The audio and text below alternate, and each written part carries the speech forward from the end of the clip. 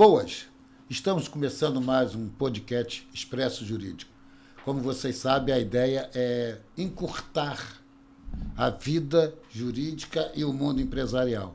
Trazer aqui para dentro os temas que são divergentes ou complexos para o mundo empresarial e que nós, como advogados, achamos sempre as soluções, as melhores oportunidades. E criar essa integração é o nosso desejo. E, para minha alegria, hoje eu tenho aqui para entrevistar um amigo de longa data. Aliás, eu conheci através do meu irmão, do Kiko Fernandes, e ele virou amigo da família inteira.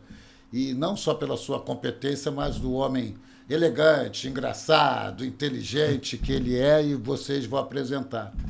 É um procurador do Estado aqui do Rio de Janeiro, dono, para mim, se não a maior banca, uma das maiores bancas de advocacia, que é o Leonardo Amarante Advogados, aqui no Rio de Janeiro, mas com atuação, eu diria, internacional, porque o caso dele hoje, ele está no mundo inteiro, e que eu estou há muito tempo querendo trazer o Léo aqui para entrevistar. E hoje ele vacilou, eu consegui trazer. Léo, em primeiro lugar, queria te agradecer a presença aqui. Eu sei que o seu tempo é horrível, disponível, e eu boto isso como um grande carinho da sua presença aqui. Eu queria te agradecer a presença. Eu que agradeço, Álvaro, e as palavras gentis, elogiosas e um tanto exageradas, que, enfim, denotam a nossa amizade de longa data, e essa amizade se estende à família, né? Dona Cacá, me recorda, Dona Cacá chegando ali na Itália, na Sardenha, no casamento do Kiko Fernandes, carregada por vários italianos numa boate. Eu comentei isso no carro. Sensacional, essa história é sensacional num clube, né? Portanto, assim, muito eu agradeço a oportunidade aí e vamos em frente. Eu só para vocês terem uma noção, se você me permite, que a gente pretende tangenciar esses assuntos aqui com o Léo hoje. O Léo, de verdade, é essa referência na relação de responsabilidade civil, né? Ele hoje é membro da American Association of Justice, é isso? Né? Isso, AJ, American Association for Justice. E você participa de várias outras associações internacionais, né? Sim, até eu participo. Eu acho que é importante essa integração internacional de várias jurisdições. E isso tudo começou há muito tempo, já uns 20 anos. Um caso muito interessante, que eram hemofílicos contaminados com um medicamento, que era o medicamento que era o plasma que eles tomavam, substituiu aquele crio, que era uma coisa extremamente difícil de ser ministrada, tinha que levar o cara para o hospital. E aí esse laboratório inventou um medicamento que era um vidrinho que você pegava e podia tomar em casa. Isso mudou a vida dos hemofílicos. O problema é que para fazer esse medicamento, eles precisavam de muito sangue humano. Então, o que acontecia? Eles começaram a comprar sangue. Comprar sangue em presídios. E naquela época, paralelamente, surgiu o HIV. Então, o que acontecia? Eles faziam o fracionamento do sangue e uma amostra do sangue contaminava todos os frascos de medicamento. Então, assim, aqui no Brasil, estima-se que morreram 6 mil hemofílicos nessa história. E com HIV e HCV, que é hepatite C. Então, e muito curioso, porque esse caso correu nos Estados Unidos, os clientes do mundo inteiro acorreram ao processo, era uma ação coletiva, uma class action, que eles chamam lá, e acabou que o juiz, isso é um tema recorrente nos Estados Unidos, a América hoje se fechou a litigantes estrangeiros. O americano é muito pragmático, então ele acha que o pagador de impostos americano não pode ficar, as empresas lá americanas não podem ficar concedendo indenizações que o sujeito vai pegar e levar o dinheiro para o país dele e eles vão usar a justiça americana. Descapitalizar.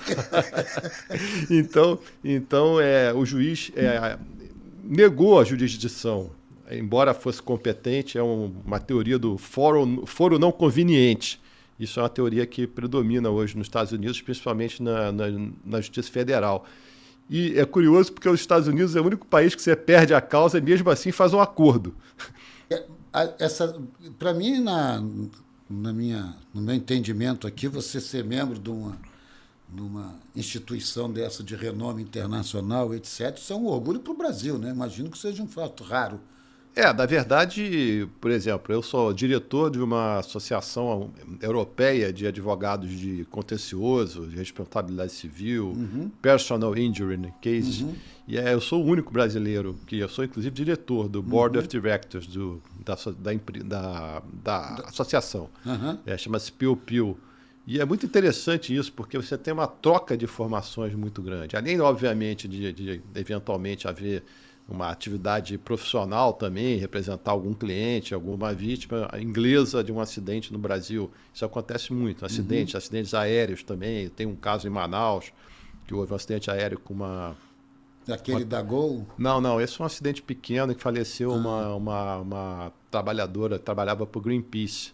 Então, assim, eu tenho muita atividade, tanto aqui quanto fora do país, e essa atividade multijurisdicional, que é muito interessante. O caso da Gol é um caso que isso aconteceu, né?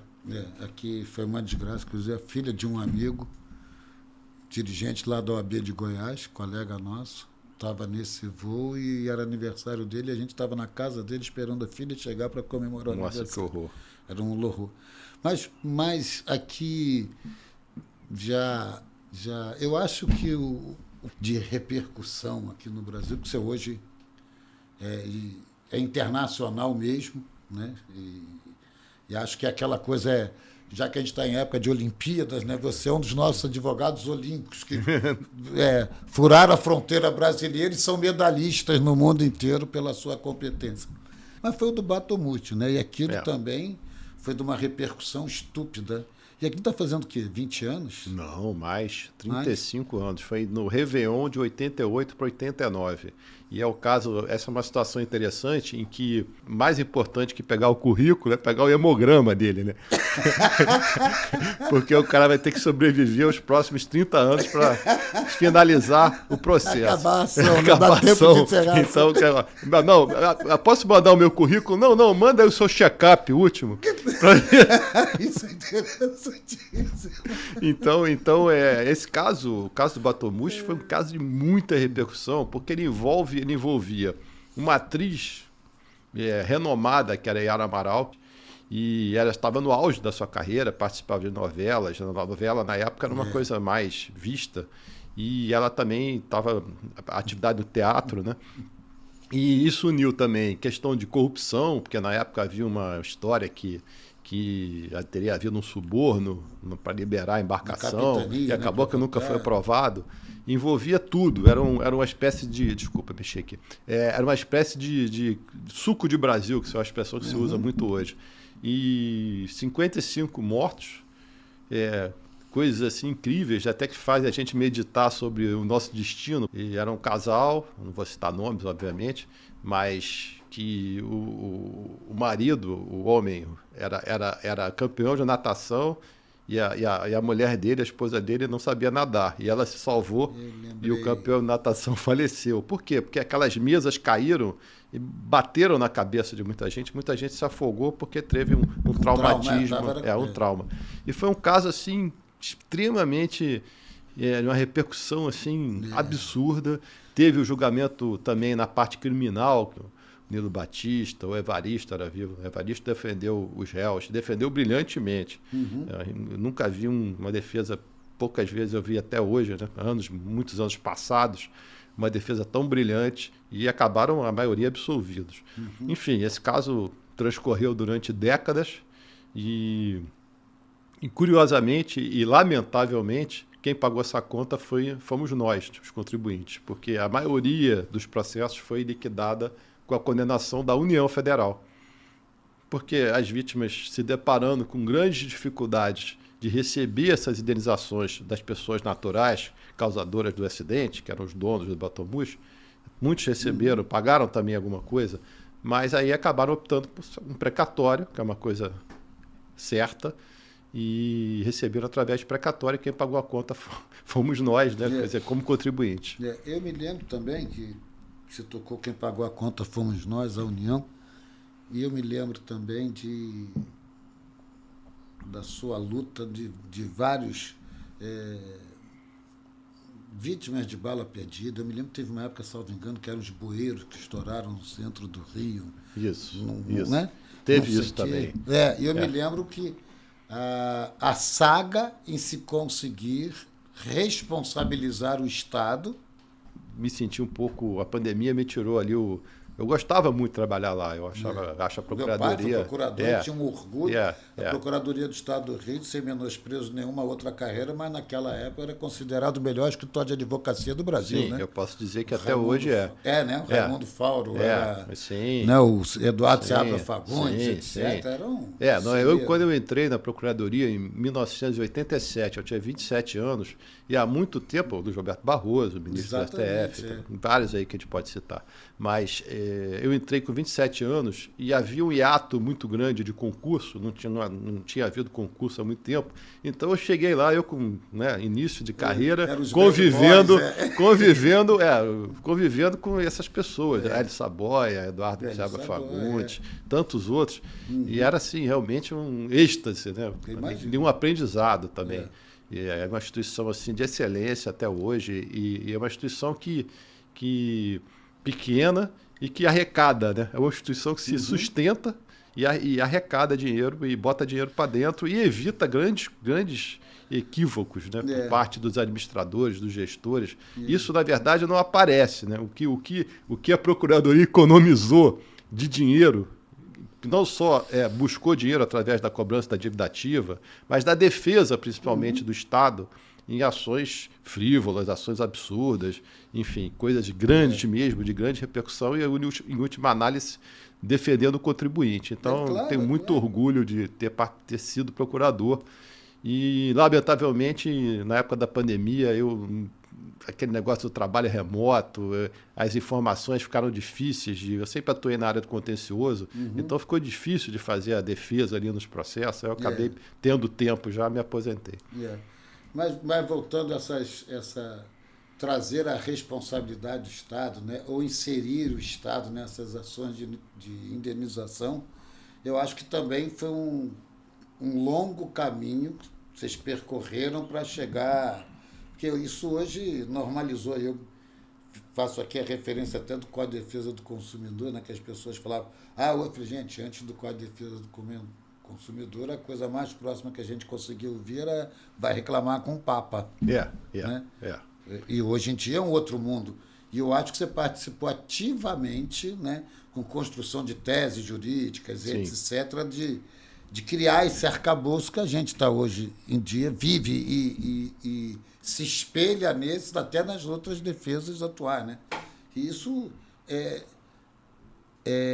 essas novas teses, essas coisas, você bota isso como um desenvolvimento do judiciário como um todo, ou seja, chega num consenso ou é um árduo trabalho de formiguinha do dia a dia? Álvaro, você fez uma excelente pergunta, porque eu tenho aí, nesses 40 anos de advocacia, eu vi a transformação radical que aconteceu, tanto no próprio Poder Judiciário. O Poder Judiciário, quando eu comecei, antes de 88, antes da própria Constituição de 88, era bem menor. Não havia o juizado especial, enfim, as questões eram até mais simples, né? Eu me lembro que quando eu estudava para o concurso, tinham 4 ou 5 livros que você estudava pelos aqueles livros e ia lá fazer a prova.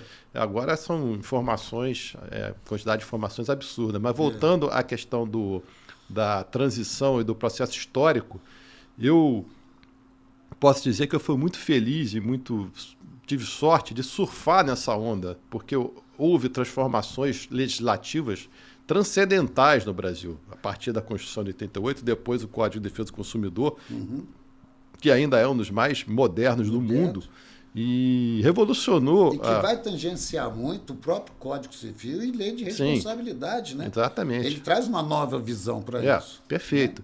E o que acontece?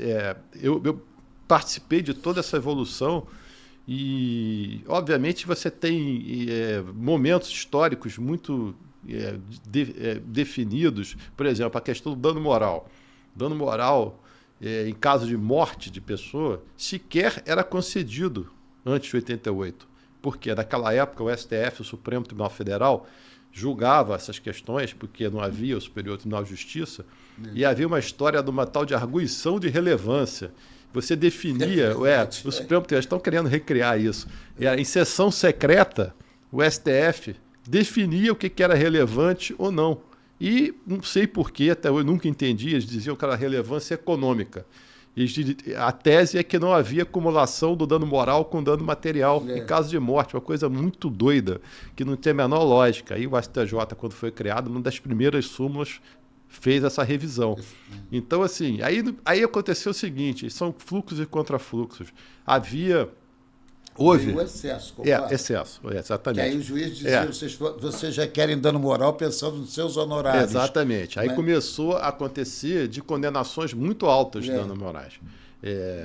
Isso na imprensa, ações contra entidades jornalísticas, e de uma maneira geral, até as ações mais bobas de mala perdida, deu-se um pouco o senso, o equilíbrio. Né? E agora, assim, a gente vive um momento péssimo, né? Quer dizer, hoje as indenizações perdeu-se assim essa orientação do caráter punitivo do dano moral, não pegou no Brasil esse caráter punitivo, suasório que eles chamam, e as indenizações são muito baixas. E isso tem uma explicação.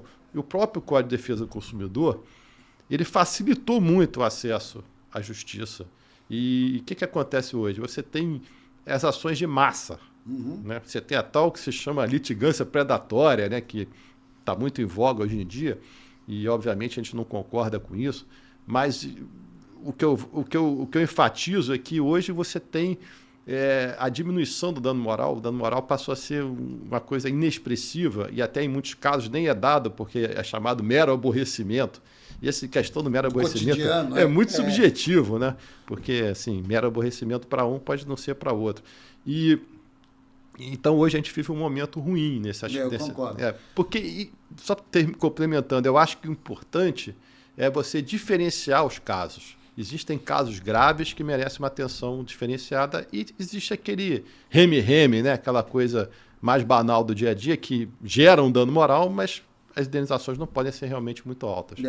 Eu me lembro que teve uma época que os juízes começaram, o tribunal como um todo, o judiciário como um todo, a querer tabelar o dano moral. Lembra disso? Sim. Eu achava isso um absurdo. É inconstitucional. Como é que você vai querer tabelar ações com essa origem, a gente só dá até tanto? Peraí. Você tem casos, se for para isso, não preciso nem ter um julgador. Eu boto aquilo na internet, vejo lá o que a lei diz e fixo. Isso. Né? A inteligência do bom julgador é exatamente saber quantificar isso no mundo real daquela situação dos autos. Exatamente. Né? Cada caso é um caso. Cada caso é um caso, e não adianta, né? E eu boto isso como um problema, a gente faz muito, né? Lá no escritório, a advocacia de massa, né? O contencioso de volume, né? Isso. E para as empresas, eu consigo pegar a realidade, eu acho que a gente pode distribuir quase que por regiões do Brasil, né? A região norte tem um entendimento, o sudeste tem outro, isso é impressionante, né? Porque quando você vai quantificar, né, essas indenizações, ou mesmo a causa de pedir, né, de uma universidade que o juiz dá liminar para conceder a matrícula em que a pessoa é bolsista do FIES, não cumpriu sua obrigação com o FIES, o governo, né, o Ministério da Educação manda cortar, falou, não cumpriu as exigências, está fora, o juiz fala, a questão financeira é menor. Falei, mas eu não sou obrigado a dar a bolsa. Claro. E você chega para o outro estado, o juiz determina que a pessoa saia, né, lógico que não concede a liminar, e determina que ela se resolva o financiamento para ter direito a ingressar em outra faculdade, que não permite nem que ingresse enquanto não tiver quitado a dívida com o Ministério para resolver. Eu estou botando isso aqui dentro disso que a gente está falando, nós estamos tratando, em tese, do mesmo caso, com decisões totalmente díspares. Né? E aí eu pergunto, onde é que está a justiça? Na verdade, a insegurança jurídica, predomina. Né? Hoje em dia tem um caráter lotérico aí nas questões das indenizações. Porque foi tentada. E é uma pena você isso, falou a questão do tabelamento, foi tentado o tabelamento. A reforma trabalhista tentou o tabelamento. Primeiro, de uma forma absurda, fixou um valor, seria calculado de acordo com o salário da pessoa, que fere o princípio da isonomia numa forma tão grotesca, aquele exemplo clássico de você pode citar na sala de aula como aí depois o STF, o Supremo Tribunal Federal, se não me engano, o voto do ministro Gilmar disse que isso era inconstitucional, que era só uma referência, etc. Você não pode tabelar o dano moral. Por outro lado, você tem essa questão da insegurança. Enfim, você tem ali qual é o valor. É tudo muito subjetivo. E a advocacia de massa, a situação da contencioso de massa, leva a uma banalização. Isso é verdade. Fica banal. E aí o próprio o caso grave, acaba sendo tratado de uma forma não diferenciada. Não diferenciada, porque o juiz nem... Eu não estou falando que seja erro do juiz ou nada, não. Não é. Pelo excesso de volume. Claro, é um volume absurdo. Ele já pega o tema ali, ele já fala, eu já tenho a sentença pronta. Então, estamos promovendo injustiça. E, na verdade, a solução para isso, uma das soluções, né? Claro, você tem vários elementos que podem ser tratados, mas a ação coletiva seria um viés de solução para isso, mas também acaba que há uma grande resistência das empresas em relação a isso, por conta que você coloca ali situações muito mais, indenizações muito mais expressivas, e tem a história do dano moral coletivo, que eu acho assim, curioso, né? Porque é um dano moral coletivo. Eu tenho muitos casos de amianto. Amianto são trabalhadores expostos ao amianto, que agora foi banido pelo STF. Ainda tem uma pendência ali, que é uma lei estadual de Goiás, que permitiu a exportação, então isso vai ser julgado até em agosto agora. E essa questão do amianto, por exemplo, há ações coletivas em que se pede indenizações para a coletividade dos expostos ao amianto. E aí a sentença vem e condena a empresa a pagar um dano moral coletivo, que vai para um fundo que não beneficia em nada a vítima, o trabalhador, e a empresa é punida, e esse dinheiro vai para um fundo que é administrado pelo conselho lá do Ministério Público. Então, assim, eu acho isso absurdo. Eu acho estranho, quer dizer, na verdade, eu acho que esse dinheiro deveria ser, não ir para as vítimas, mas para, por exemplo, construir um hospital de referência do tratamento dessas pessoas. E você me vê aqui puxar o caso lá de Brumadinho, você vai criar esse fundo, que esse fundo sirva de reconstrução ali, do ambiente criado, do meio ambiente, qualquer coisa nesse sentido. Né? A gente acha curioso, porque você citou o caso de Brumadinho, foi feito um acordo em que o dinheiro foi pago para o Estado de Minas Gerais para construir uma estrada em outro lugar. Eu não consigo entender como é que isso pode ser correto, entendeu? O dinheiro que isso beneficia a vítima, né? Exatamente, a vítima e aquela comunidade ali impactada. Por exemplo, você tem um rio lá, o Paraopeba, que é um rio altamente poluído. Vamos recuperar esse rio. Não foi causado pelo rompimento da represa. Mas, enfim... É essencial aquela comunidade. Tem que beneficiar ali esse dinheiro, esse valor, essas indenizações, tem que beneficiar ali a comunidade. É se desvirtuar o espírito da lei. Né? Exatamente. A concepção de se criar um fundo comunitário, né? Ou seja, isso, eu acho que Brumadinho é um grande exemplo. Né? Vamos recuperar a vegetação, vamos reconstruir as pontes, vamos fazer hospital, vamos dar incentivo para a lavoura. É um fundo comunitário, não dá para você tiver. Agora, o fundo comunitário em que ele não vai ser utilizado no benefício daquelas vítimas ali, ele perde. Claro. Ele perde o sentido. Claro, exatamente. E onera a empresa é onerada e a empresa se sente até mal, né? Porque está pagando uma coisa que não... Enfim. E que ainda com risco, né? Porque as vítimas ainda podem vir depois individualmente e reclamar, etc. Quer dizer, não é uma solução. Agora, Brumadinho acabou? Aqueles que foram mais de 300 mortos, e esses foram indenizados. E depois até criou-se uma situação interessante, que foi o tal do dano moral, que não havia no Brasil e não há ainda, porque isso foi um caso específico, mas o dano moral pré-morte, que foi o primeiro caso que foi na Justiça do Trabalho, e que foi concedido esse dano moral pré-morte, que é o dano moral que o cara teve pelo sofrimento que antecedeu a morte. Caramba, isso é muito para mim é novidade. Pois isso eu tomei conhecimento disso pela primeira vez justamente nos acidentes aéreos, que no caso da Gol. O caso da Gol que a gente está se referindo foi aquele que do Legacy. Do Legacy bateu no avião da Gol, os dois caíram na floresta amazônica. Foi um caso terrível. Foi horrível. Talvez, da época, foi o maior acidente aéreo no Brasil, e 154 mortos, e no avião da Gol, que não teve culpa nenhuma, né? Estava ali na trajeto normal, voando tudo normal, e de repente o Legacy vem com a parte da asa, que eles chamam winglet, e corta toda a parte hidráulica do avião. Foi com uma faca cortando a parte hidráulica. O avião perdeu o controle e se desintegrou no ar. E esse caso ele envolvia uma empresa americana, que era dona do Legacy, pilotos americanos que vieram aqui sem nenhum conhecimento da realidade do Brasil e estavam levando esse avião para os Estados Unidos. Então isso despertou uma atividade intensa de escritórios de advocacia americanos. Imagina. Todos vieram para o Brasil. Todos vieram para o Brasil, e uma competição extremamente agressiva, porque você sabe que nos Estados Unidos essas regras são mais flexíveis de captação de clientela. Lá é tudo liberado, né? A própria publicidade é liberada. Você entra no metrô lá, você vê lá, eu ganhei $1 milhão, eu sou advogado, sofreu um acidente, me procure. Os advogados vão para a televisão, enfim. É totalmente diferente a realidade. Então vieram para o Brasil os escritórios todos os escritórios americanos, e era uma disputa, assim, uma concorrência absurda, profissional rica, né? De participar de audiências e ver como é que funciona a justiça.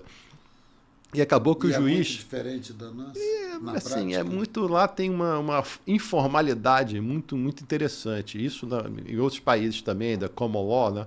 Que eles chamam common law.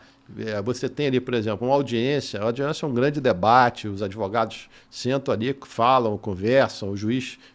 não existe essa coisa aqui do Brasil meio compartimentada. Agora o advogado fala do autor, fala do advogado... Não, lá é tudo um grande debate. Como são os julgamentos também. Em Londres, na Inglaterra também é assim. Assisti um julgamento recentemente em que foram 6 horas de julgamento. Desculpe. E essas 6 horas de julgamento foi um debate constante sobre o caso, e o juiz perguntava, o senhor vê ali a folha tal do processo, faz o comentário, aí fala o advogado do autor, fala do réu, e vai se criando ali um consenso, ou até um dissenso, mas assim, o juiz, o consenso que eu falo na corte para decidir. Então esse caso dos Estados Unidos foi uma experiência muito rica, e lamentavelmente, o que aconteceu? Novamente, o juiz aplicou a teoria do foro não conveniente e rejeitou o caso, não rejeitou no mérito, rejeitou dizendo que o processo tinha que correr no Brasil. E aí, na verdade, isso também nos beneficiou muito, porque nós acabamos conseguindo indenizações melhores, que eles chamam indenizações middle of the ocean, né? No meio do oceano. Então, assim, indenizações mais expressivas, porque ficou ali aquela coisa, né? A realidade americana é diferente, a brasileira... Isso também tem muito relativo, porque você tem questão de dólar, de variação cambial, tudo isso é muito, muito relativo, mas e sistemas jurídicos diferentes. Acidente aéreo geralmente acaba tendo acordo, porque você tem as seguradoras por trás. Mudou assim essa postura. As empresas aéreas, nos grandes acidentes, nos grandes eventos, elas querem compor, fazer um acordo, tem as seguradoras vão pagar a conta. E isso, no final, há um estímulo muito grande à composição. E quer dizer, a gente trabalha para algumas seguradoras, e como você falou, isso me veio até do assunto anterior, quando a gente estava falando das ações de massa. Que eu vejo, pelo menos para as que a gente trabalha, uma permanente vontade e ação, não é só a vontade, porque a vontade parece que fica na Yeah. idealização, não. Em ação e aprimorar os seus próprios processos internos. Sim. Né? Falou, ó, isso aqui não pode acontecer. Chamar e falar, por que, que a gente está perdendo? Por que ele falou, olha, sei lá, caso concreto, não adianta você mandar os advogados irem para lá fazer proposta de acordo no valor que vocês estão mandando, que é ridículo, é constrangedor. Yeah. Vamos pegar a média de indenizações, vamos fixar um valor, mas que isso seja justo. Sempre fazer um acordo que faça economizando. E as empresas ficam suscetíveis a isso, até de alterações contratuais. Isso. Não adianta propor, vamos mudar os contratos, vamos fazer dessa forma, vamos fazer transparência. Teve uma agora aqui de uma empresa que a gente advoga, que a gente teve que mudar o regimento interno da empresa, porque eles faziam um inquérito interno em que eles só chamavam o funcionário, a pessoa lá investigada, ao final do inquérito para comunicar a decisão. Pedia tudo. Falou para começar o inquérito é um termo jurídico específico que determina exatamente o que é o inquérito. Vocês fazem não é um inquérito, vocês fazem uma apuração, uma investigação. E aí começamos a ter que mudar o estatuto, etc. E eu boto isso porque eu acho que o advogado, a advocacia hoje como um todo, né, e você é mestre nisso, também tem esse fator. As grandes empresas, as empresas sérias também, elas se modernizam, elas se adequam, que é isso, as seguradoras vêm, pagam as indenizações. Eu acho que aquela figura do bicho-papão, né, eu acho que aquilo está se diluindo. Eu me lembro, quando a gente criou a Comissão de Defesa do Consumidor aqui na OAB, eu acho que o presidente da maior empresa de telefonia da época, a gente aprendeu o cara toda semana. E fazia um escândalo com isso, porque ele falava, eu não tenho como atender. Vocês têm que me dar um tempo para poder equacionar, e estava comprando a Telerge na época, equacionar essas soluções aqui, porque não dá. E eu acho que exatamente esse novo mundo jurídico, e não falo de graça não, e o meu interesse em trazê-lo aqui era exatamente por isso, essa adequação daquela legislação mais arcaica e quase que ineficaz e quase que truculenta em relação ao pequeno consumidor, é o Código de Defesa do Consumidor, juizado especial e etc. E eu me lembro que o ministro Antônio Herman Benjamin, quando ele fazia os palestras, né, muito grande, a gente tinha uma associação de defesa do consumidor muito forte, né, o teu colega hoje, desembargador no Instituto Leonardo Bessa, né, e ele dizia que, para ele, o juizado especial tinha que ter muito cuidado, porque aquilo poderia se sentenciar a injustiça. Né? E eu acho isso muito interessante. Você pega uma ação do consumidor que vai discutir lá o carro que não está funcionando direito, contrata um grande escritório que vai chegar com 35 preliminares, 400 questões de mérito, e o garoto, coitado lá, que está reclamando só o carrinho dele, que contratou um advogado que é primo da namorada do vizinho. Geralmente é um parente, um amigo. E que está ali, coitado, se esforçando para conseguir um dinheirinho, vai se arrebentar e a justiça não foi feita. Eu acho que também teve essa questão, tanto quanto o Código de Defesa do Consumidor, tanto quanto a modernização, né, de todo esse arcabouço de que a gente está falando em relação à responsabilidade civil, etc. Eu acho que isso, o tempo foi cristalizando e foi tornando isso muito mais justo. Pelo menos é a minha sensação. Né? Na verdade, eu acho que ainda falta mais composição, um espírito de acordo. Né? Isso melhorou muito, tá? Hoje você tem realmente casos em que... Você acha que mediação é o caminho do futuro? Mediação, eu não sei, porque a mediação acaba não sendo feita por profissionais que têm realmente uma noção do que está acontecendo. A arbitragem é cara também. Eu acho que a composição... as empresas acabam ficando um pouco refratárias, e agora, por exemplo, com essa alteração aí na questão da correção das dívidas judiciais... Eu ia tocar nisso. Exatamente, isso aí é um problema, porque assim, eu entendo o empresário faz um cálculo... A dívida só para... tá, sim. Não, é só para... Contextualizar. Contextualizar, obrigado, viu? Não é como estar com uma pessoa inteligente do lado que ajuda muito. Né? Foi aprovado, já foi aprovado, né? Foi. Recentemente, que a Selic seria um fator de correção de indexador para as dívidas. Nas dívidas decorrentes de atos ilícitos extracontratuais. São Ah, as sim, ações, as ações de responsabilidade civil extracontratuais e contratuais. E aquelas que não têm previsão, os juros não estão previstos no contrato. Em contrato, Isso. E aí, obviamente, o Léo está nessa, com o brilhante advogado que está muito envolvido. Qual é a sua opinião? Ou prossiga, desculpa te interromper, que era só para contextualizar isso, né?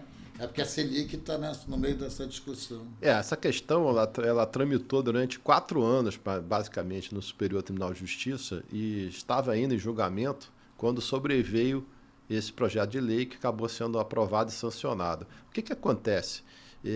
Abstraindo da discussão jurídica, que é extremamente árida, esse é um tema muito árido, muito difícil, as pessoas não têm muita compreensão. Mas, por outro lado, tem um impacto em milhões de pessoas. Então, assim, infelizmente a sociedade não percebeu, e quando eu falo de milhões de pessoas, eu não estou incluindo só a vítima ali que está pedindo um dinheirinho, uma indenizaçãozinha derivada de um atraso de voo ou perda de uma mala do Código de Defesa do Consumidor. Estou falando de empresários também, que também são autores de processos, que também, às vezes, eles estão no outro polo, não são necessariamente no polo passivo, eles podem estar no polo ativo e podem estar com ações, pretensões grandes, né, importantes, e contra outras empresas, enfim, litigâncias, no caso isso aí no plano privado. Então, assim, o grande problema do uso da Selic é que ela pode causar uma situação em que desaparece os juros de mora. Então, você tem um sistema que está em vigor. Muito mais onerosa para o contrato. Muito mais onerosa não, é o contrário, ela tira todo o ônus. Então, qual é o interesse que uma empresa vai ter de fazer uma composição se ela não vai pagar juros? Os juros, essa estrutura que está feita ao contrário, exatamente. Você tem uma questão muito séria, isso foi muito discutido, o voto do ministro relator, que foi o ministro Salomão, ele foi contra a adoção da Selic, e o resultado do julgamento na Corte Especial foi por um voto, foi 6-5 pela prevalência da Selic. Aí houve um levantamento de questões de ordem e o julgamento está suspenso. E nesse meio tempo veio o projeto de lei que não foi discutido, a sociedade não discutiu, ninguém discutiu, e não, isso aí é melhor porque a gente é assim que é feito lá nas questões tributárias. Não é um tema popular, né? Não é popular porque ninguém entende. Porque não entende, exatamente. As pessoas não estão tendo a ideia do impacto disso. O cara vai ter só a ideia disso quando ele for receber a sua indenização, e ele vai ver que isso vai acarretar uma perda de 30%.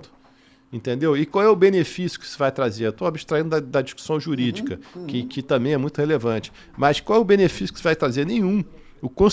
A consequência disso é extremamente danosa para o próprio Poder Judiciário, que vai se defrontar com a situação em que o devedor não vai ter interesse nenhum de pagar.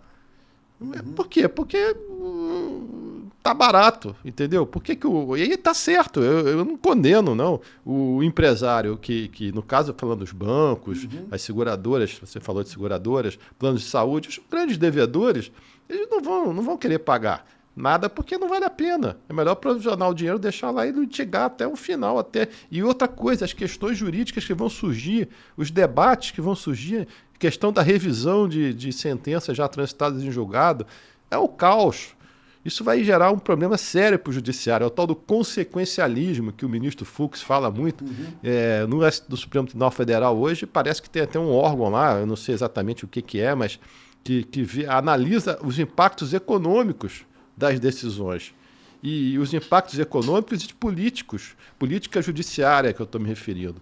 Então, se você tem uma decisão que vai causar um impacto absurdo, ela tem que ser melhor discutida. Claro. O projeto de lei tramitou ali na surdina. Ninguém discutiu esse assunto. Praticamente, você não viu isso. Discutiu-se muito quando estava no plano da discussão no STJ, no Superior Tribunal de Justiça. Os jornais davam cobertura, alguma coisa, mas é um tema árido, um tema difícil, ninguém entende. Mas vai sentindo o bolso. não ganha a opinião pública exatamente porque é muito técnico, as pessoas não se interessam. Sim, eu vi muita gente confundindo tudo. É muito complicado, complexo. Agora acabei de falar para mim, era uma onerosidade. Ao contrário, não, ao contrário. Ao contrário. O que acontecia?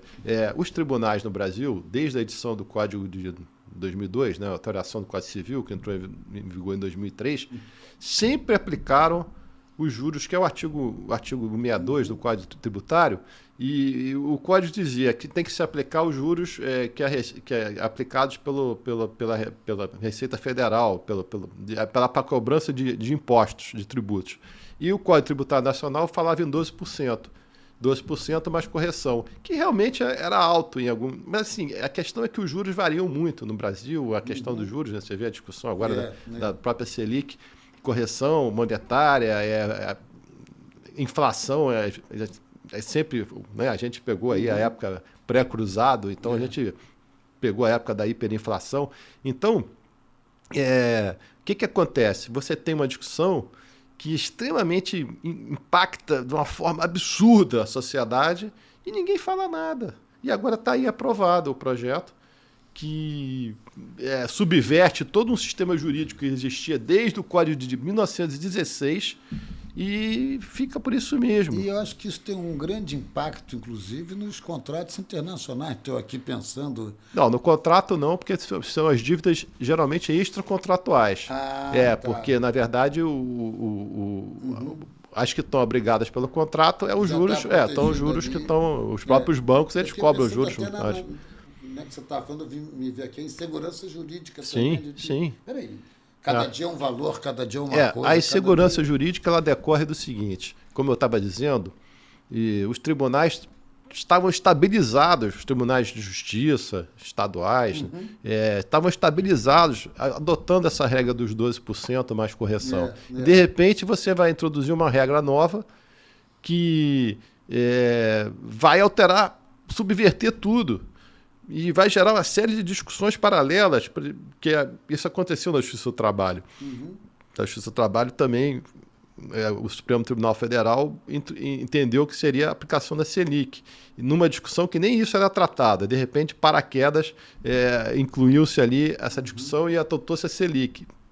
Até hoje, você tem um problema sério ali, que ninguém sabe aplicar isso na prática.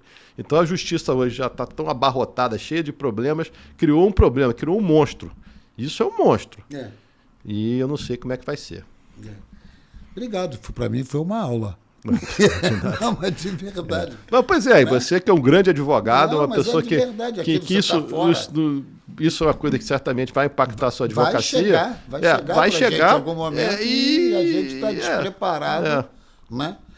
Deixa eu te perguntar, eu outro dia vi e me lembrei de você, muito óbvio, um documentário sobre aquele acidente da Air France. Aquilo também é um marco. Aquele acidente foi gravíssimo, foi terrível e... aquela situação. Eu acho que o transporte aéreo é extremamente seguro, tá? Eu viajo de avião... Lembrei do Ariano Suassuna, né? O medo dele de avião pelo buraco, vai acompanhando a gente. Mas eu acho que eu tenho absoluta confiança no transporte aéreo, mas existem situações, agora recentemente teve aquela questão da turbulência. Houve uma turbulência totalmente inesperada, que eles chamam de turbulência a céu claro, que acontece, não tem como ser prevista. O próprio piloto, normalmente, quando tem uma turbulência à frente, ele avisa, né? Voltem para os seus lugares, apertem os cintos. Nesse caso, não, rezem. A minha esposa, por exemplo, é extremamente... Tem medo, viajar de avião com ela é uma coisa tensa, né? Porque ela fica com um santinho ali, rezando. É interessante. Mas assim, E aí corrente, aquela corrente para frente para chegar vivo. Mas assim, é raro acontecer. Os acidentes são, você pega aí a quantidade de voos que você tem por dia, não acontece nada, é tudo normal. Então, assim, é um transporte muito seguro, é mais seguro que elevador. Aliás, tivemos vários acidentes de elevador agora. Então, assim, mas o avião, um elevador ali na Secretaria de Fazenda, no hospital público, caiu e um doente até faleceu. Tem mais acidente de elevador do que acidente de aéreo. tem mais acidente proporcionalmente.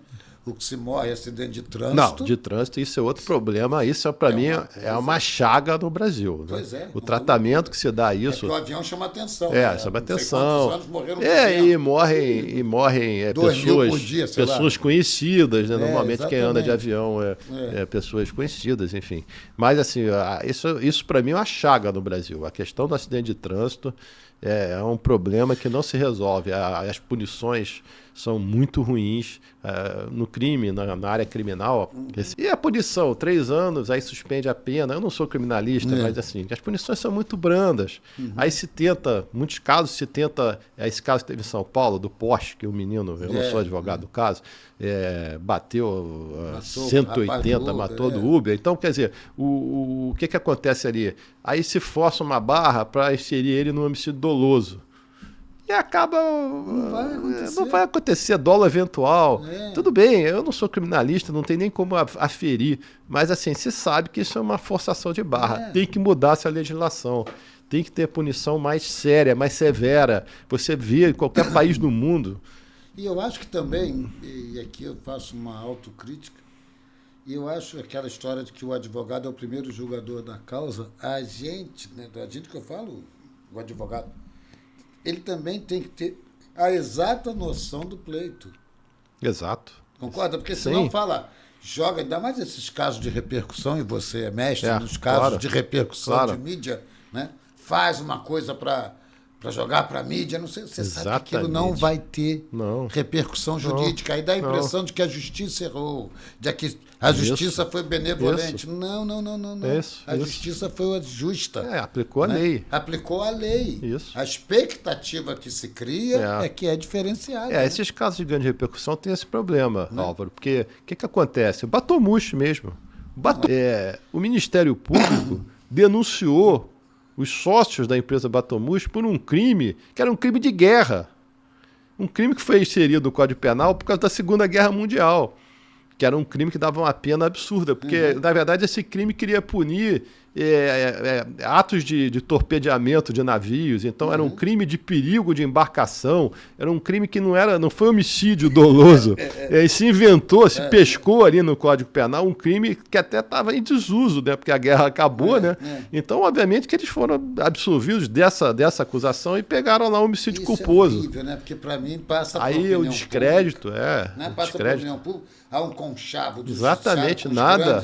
Nenhum. Nenhum. É só a expectativa que a opinião pública criou. Isso. Não reflete, em nenhum momento refletiu a realidade. Os holofotes às vezes atrapalham. Muito, né? Os holofotes são as pessoas ali, os atores que estão participando daquele processo acabam. Muita experiência. Exatamente. Isso usamos a toga. Exatamente. Eu mesmo, como advogado em casos como esse, você obviamente é demandado pela imprensa, tem que tomar muito cuidado até com o que você fala. Exatamente. Eu acho que tem um grande problema no Brasil hoje, é o seguinte.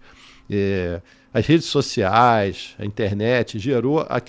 Quando eu era mais novo, havia aquela questão dos 100 milhões de técnicos de futebol, que eram 100 milhões de pessoas. O Brasil, na década de 70, depois foi aumentando a população.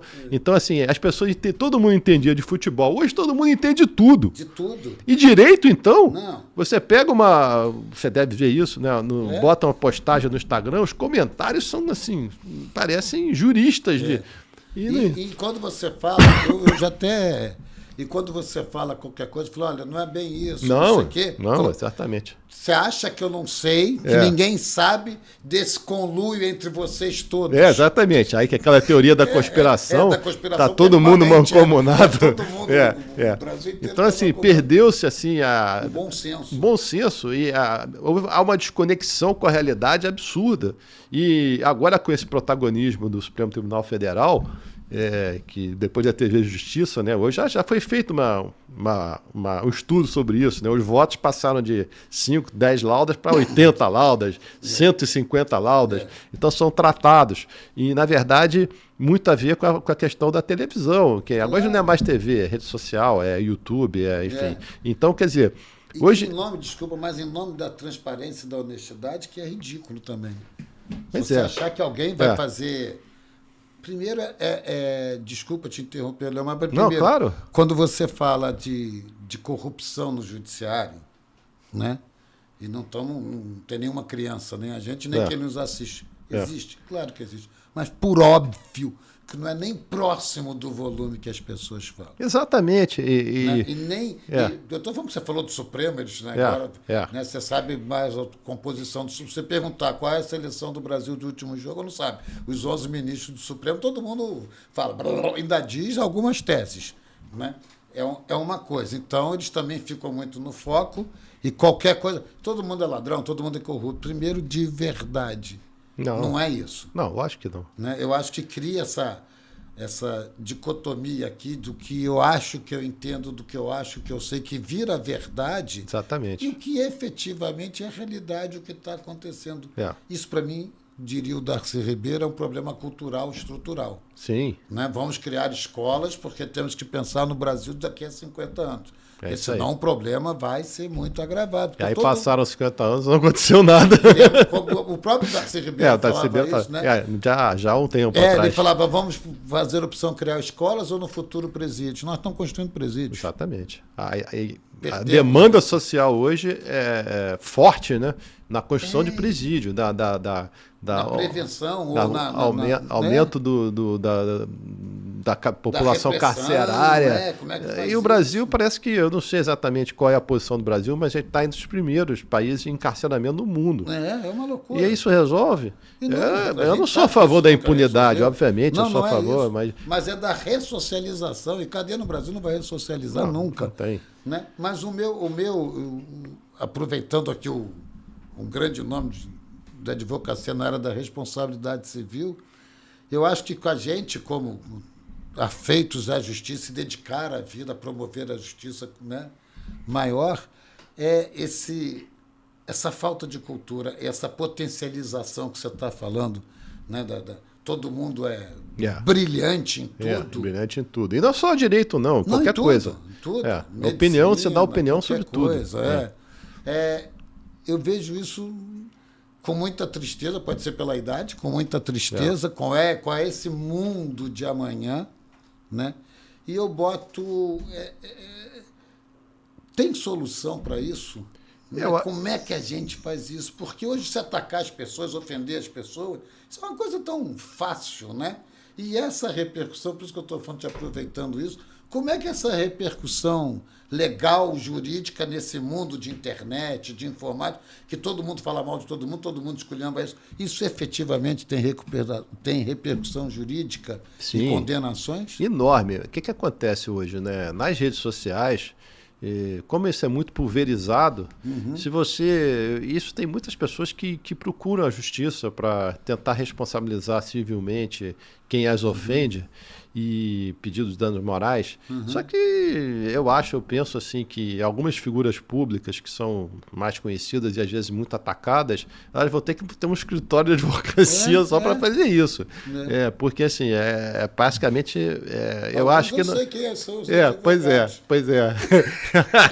Não, eu nem faço muito, mas assim, o que acontece? Eu acho que isso é um problema que vai ter que ser resolvido mesmo. A questão das redes sociais é um problema muito grave e tem que ser resolvido. Eu falo, por exemplo, a questão da monetização, do como eles lucram enfim, não tem freio. É uma coisa sem freio.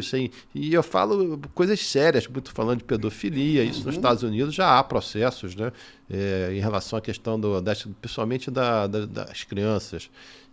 As redes sociais estão respondendo a processos por manipulação das crianças, e não estou nem falando dessa questão da manipulação, estou falando de coisas mais graves ainda, que é incitamento ao crime, ao terrorismo, a pedofilia, coisas gravíssimas, não tem freio mais. Então, assim, o marco legal da internet, eles meteram lá um artigo, e essa é uma discussão muito interessante, que fala, não tem responsabilidade civil do provedor. Poxa, aí o cara monetiza aquilo, se beneficia daquilo, às vezes demora muito para retirar, porque ganhou dinheiro, está ganhando dinheiro com aquilo. Eu, por exemplo, eu vejo muito Instagram. Então, assim, todo dia eu recebo o mesmo Instagram fraudulento e eu denuncio, é fraude. E no dia seguinte eu recebo de novo, e de novo, aquele mesmo Instagram durante meses, que eu já denunciei 50 vezes, naquele botãozinho que você aperta lá e diz, esse é fraude. Rejeitar e não estão nem aí, porque é dinheiro, é monetização. Assim, o que acontece? Você pega... Nosso marco... o marco legal da internet pois é ruim.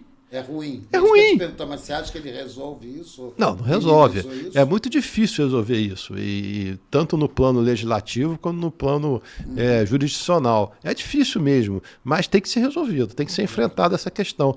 Porque o que acontece? E você vê lá fora, desculpa te interromper, mas os que foram criados em outros países foram eficazes? Ou sim, tem experiências. Tem forma. Eu não sou um especialista no assunto, mas tem experiências mais que estão avançando nisso aí, nos Estados Unidos principalmente no plano judicial, na questão da litigância.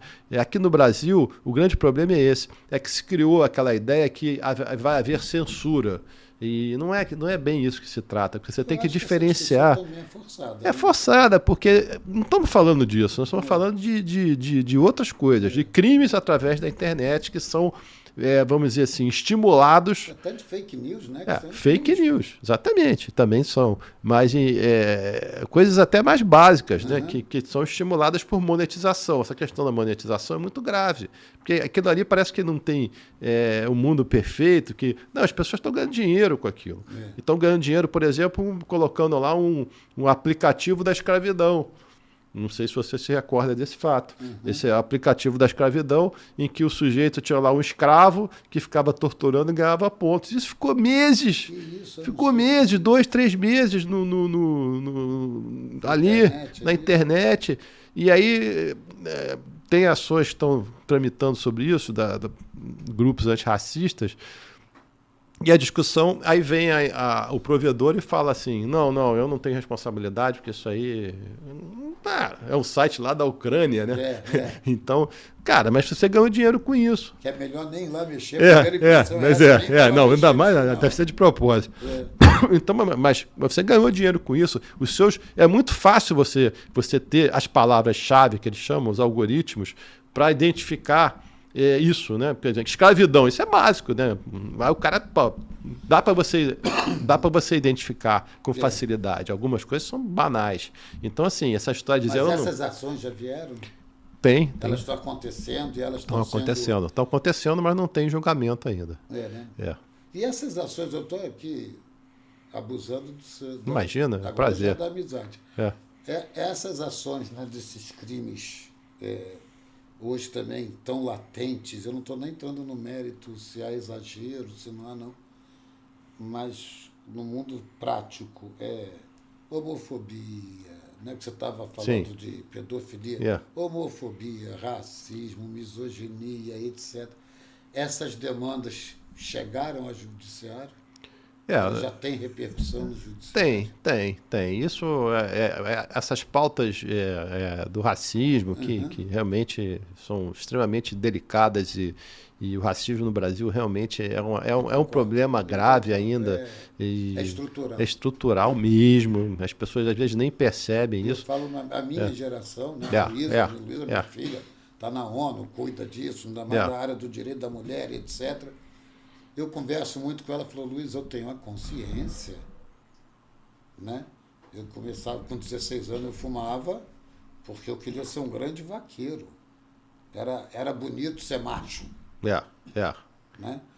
Aquele personagem do Marlboro, né? Do Marlboro, Terra de Marlboro, onde os homens se encontram. Exatamente, mas não é um macho tóxico nem violento, quase que eu nunca fui, não. Pelo contrário, ainda digo aquela música do Gilberto Gil, Super-Homem, aquela música mudou minha concepção. Você ter o lado feminino, você entender, ter a delicadeza, essas coisas.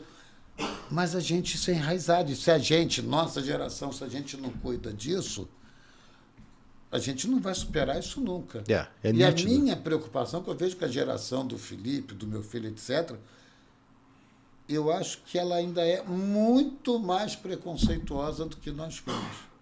É a sensação que eu tenho. Em que sentido? De ser mais machista, de ser mais... Eu acho que são conceitos que estão muito enraizados, né? Então, Mas muito, agora assim, né? Quer dizer, eu isso posso, eu posso, é eu uma posso, educação quase que pessoal, isso não é coletivo. não, eu posso dizer que melhorou muito, né? Eu me lembro assim, na geração do meu pai, que já faleceu, o racismo, eu fui criado num ambiente racista. Todos nós. Homofóbico também. É. Exatamente. O discurso homofóbico, o discurso racista era natural. Você via isso no dia a dia, com as pessoas que você convivia mais velhos, né? Falando em geração, hoje a geração dele, das pessoas, dos nossos filhos, já mudou muito, já melhorou. Eu acho que melhorou muito. Mas você até tocou num ponto, eu não sei se... Não, eu me lembrei de um fato, só vou fazer uma fofoca do Felipe aqui, dos amigos dele, que está aqui com a gente. O Felipe morava nos Estados Unidos e veio para o Brasil. Chega aqui, cachaçal, carnaval, eles tinham um bloco lá, sobrinho do tio Lima. Aí eu falei com ele, Felipe, olha só, esse negócio de você sair no meio da rua, pega as meninas e beija, abraça e vamos nessa, vocês vão ser presos. Aí... Ele com os amigos foram lá para o Saara, fizeram um carimbo, né? Com o telefone e o Instagram. Aí chegavam nas meninas no bloco, dá licença, pau! Muito bom. se interessar a menina, ele pau! Cara, isso acabou dando matéria no jornal, como é que os rapazes estavam se virando. Mas isso eu acho inteligente. Inteligente, bacana, criativo. Né? Existe esse problema hoje também do excesso do politicamente correto. Né? Também concordo, que é o excesso.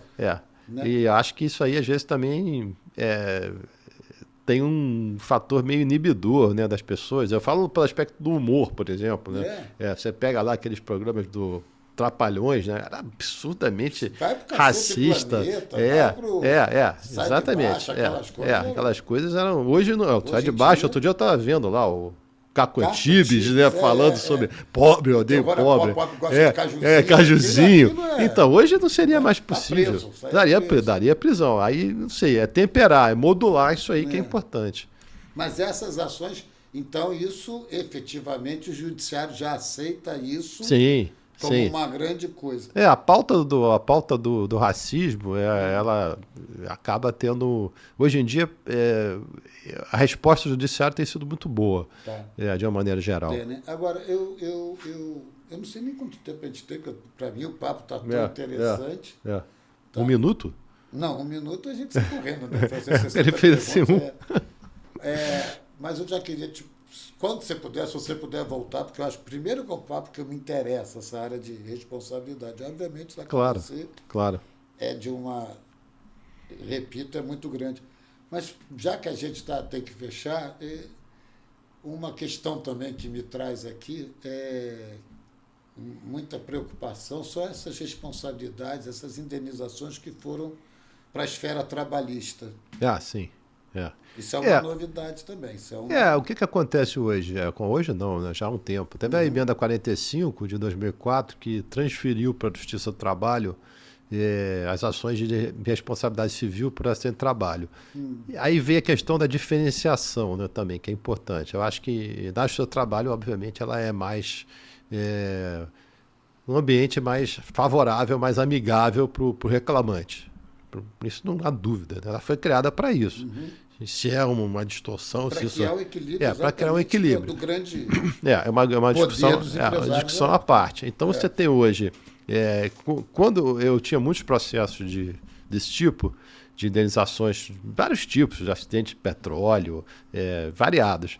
E quando foi para a Justiça do Trabalho, eu, obviamente, advogado civilista, então fiquei com certo... Tudo que é novo, a gente fica preocupado. E vi que a Justiça do Trabalho, para mim, que normalmente advogava do lado do reclamante, no caso de acidente, da vítima, né? Era muito bom, o cenário passou a ser excelente.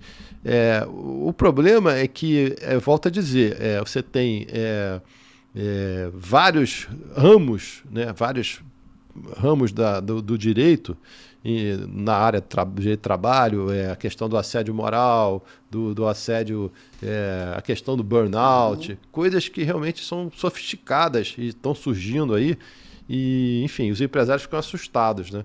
É o empresário tem um pouco de medo da justiça do trabalho, porque eu sei que a justiça do trabalho realmente porque existe uma legislação que é difícil de cumprir. É muito complicado mesmo, eu sei disso. E ninguém cumpre, o cara acaba pagando. Urgente essa reforma, tanto fiscal quanto a trabalhista. A reforma trabalhista que foi feita, ela foi muito criticada em alguns aspectos e assim, não vejo muito repercussão. Que tenha tido prática, um grande desenvolvimento. Não mudou muito. Diminuíram as ações, houve uma espécie de um filtro maior, porque os juízes ficaram mais rigorosos no controle dos pedidos, e a questão da sucumbência não pegou, porque nenhum juiz condena ninguém, nenhum trabalhador a ter a sucumbência. O que aconteceu na Justiça do Trabalho é que a Justiça do Trabalho hoje virou muito uma justiça do trabalhador mesmo, e quando chega num nível maior, o STF, principalmente o Supremo, acabou tirando, né? Porque geralmente aquela questão da pejotização, das relações que acontecem, pessoas jurídicas que são contratadas, aí se alega que é fraude. Isso aí acabou que está havendo uma reação a isso muito grande, e não sei se, enfim, acho que alguns casos tem que ser visto caso a caso, eu acho que não dá para generalizar. Mas assim, eu acho que ainda é um problema para o empresário, eu acho, porque assim, eu me vejo pelo lado do reclamante às vezes, e é difícil realmente você atender e cumprir a legislação, muito difícil. E aí eu vou me colocar, como a gente faz muito, né? Mas para as empresas, eu vejo, pelo menos, ou por sorte, mas eu imagino que isso é o consenso geral, que as empresas tentam muito se adequar a isso tudo. Sim, né? E uma loucura. Né? Também pela insegurança jurídica, cada um tem entendimento, cada um tem uma situação, cada um... E você conseguir se estruturar para não deixar nenhuma brecha, né? Ou por mais que você faça, que você tenha um compliance, um controle monstruoso ali, sempre há uma reclamação. A questão do assédio moral é complicada, né? Porque como é que você vai controlar isso, né? É muito difícil. Para as empresas, hoje... a gente tem uma empresa que a gente é de âmbito nacional, área de educação, esquece, você não tem como fazer. Né? Muito difícil. Vem hora extra e algumas coisas assim, eu não tenho como ter esse controle, fica quase que impossível, mas sabemos que é uma responsabilidade, vai lá e faça o que tem que fazer. Mas eu acho que isso ainda eu concordo com você, para os dois lados, né? Sim, claro. Ainda é uma questão que a gente ainda tem que avançar muito até achar esse equilíbrio. Acho que a gente ainda não achou esse equilíbrio. Não há o equilíbrio ainda. Né? Eu acho que algumas coisas a Justiça do Trabalho foi muito positiva. Essa da emenda 44, que deslocou a competência, no plano da segurança do trabalho, eu acho que as coisas melhoraram muito. As empresas hoje estão muito mais atentas. São muito mais atentas a isso. Politicamente eu sou trabalhista, né? Por quê? Porque você está lidando com a vida humana, com a saúde, né? Então acho que isso aí não tem como você conciliar muito. Eu acho que tem que ter ser muito rígido com a segurança do trabalho. Isso melhorou muito por força da Justiça Trabalhista. A Justiça Trabalhista hoje trata a responsabilidade do empregador como objetiva. Então, assim, você não precisa... Quando você estava na Justiça Comum, civil, no Tribunal de Justiça, você tinha que provar a culpa. Às vezes, já teve uma época que era culpa grave. Então, era quase impossível ganhar uma ação desse tipo. Hoje é responsabilidade objetiva. Então, acabou. Tem um acidente de trabalho. Histórico fantástico, exatamente. Mas a gente tem que achar o equilíbrio. Tem que achar o equilíbrio. Tem que saber calibrar isso aí. Isso. Né? Léo, eu galera aqui já gritou assim, né? Então eu tenho, né? Já quase que me enforcaram. E aí depois eles vão querer me cobrar hora extra. Claro. Não, eu agradeço aí imensamente. Aí eu achei sensacional o formato, o modelo do podcast. Eu achei incrível, porque é isso, é coisa descontraída e de um alto nível, né? E eu agradeço graças a você. Então, assim, isso facilita muito, né? E a gente acaba desenvolvendo, e claro, você com 40 anos de estrada, você tem muita coisa a dizer, e muita coisa você já viu, E isso é importante. Eu acho que as pessoas hoje, eu vejo a geração nova, para a gente fechar aqui, e a geração nova, acho que o mundo começou quando eles nasceram, né? As pessoas não têm aquela visão histórica. Essa manga, agora é comigo. Não, agora é comigo. Não, isso vem de longe. As coisas se repetem, né? Se repetem. E eu adoro contar essas histórias. Vale que eu estou ficando velho. Lógico. Eu adoro essas trocas que a gente está fazendo aqui. Claro. Eu adoro contar os causos. A gente tem quase a mesma idade. Eu ia dizer que se você disser que vai me chamar de tio com 2 anos de diferença.